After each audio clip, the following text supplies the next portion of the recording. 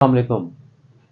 आज इंतहाई एक इम्पॉर्टेंट टॉपिक है जिसके बारे में हम डिस्कशन करेंगे। वो टॉपिक ये है कि आप घरों में टूथपेस्ट इस्तेमाल करते हैं और हर टूथपेस्ट के जो एज हैं उसके ऊपर कुछ कलर मार्क्स लगे होते हैं।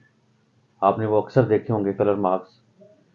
अब इनके बारे में कहा यह जाता है कि ये जो कलर मार्क्स हैं कि इनका एक कोई मतलब है, ये मीनिंगलेस नहीं है।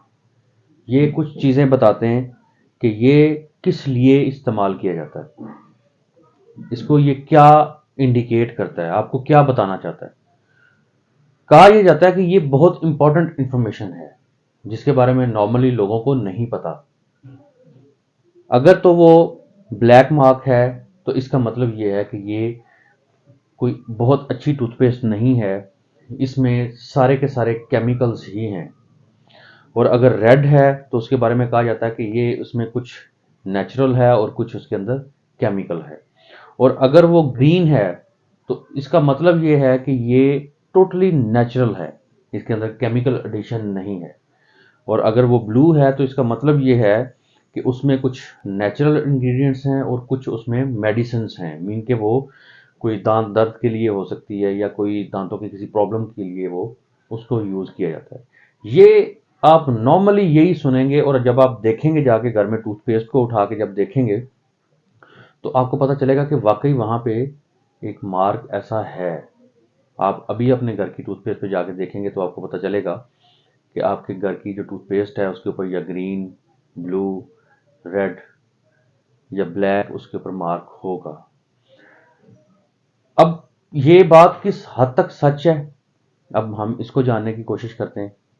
जब हम इसके ऊपर रिसर्च करते हैं, एक तो है कि यूट्यूब की आपने वीडियोस देखी या आपने सोशल मीडिया के ऊपर और चीज़ें देखी तो आपको पता चला कि ये तो आपने फ़ौरन जाके घर की वो टूथपेस्ट चेक की, उसके बाद आप परेशान हो गए कि ये वाकई जो है ना वो मेरे टूथपेस्ट की जो जो एज है उसके ऊपर ब्लैक बॉक्स था, किसी के रेड था। ये एक मिथ है। आप जब इसके बारे में रिसर्च करते हैं तो जब मैंने इसके बारे में रिसर्च की तो जो ये कंपनीज बनाती हैं जो ये टूथपेस्ट, जब उनकी जो रिसर्च की, जब उनके बारे में जाके पढ़ा, कि जब उनसे पूछा गया कि ये है क्या, तो पता चला कि ये कोई ऐसी चीज़ नहीं है जो इंग्रेडिएंट्स बताएगी, जो इसकी कंपोजिशन बताएगी। ये जस्ट एक मार्क है जो मशीन को इंडिकेट करता है कि this is the ending point of this tube.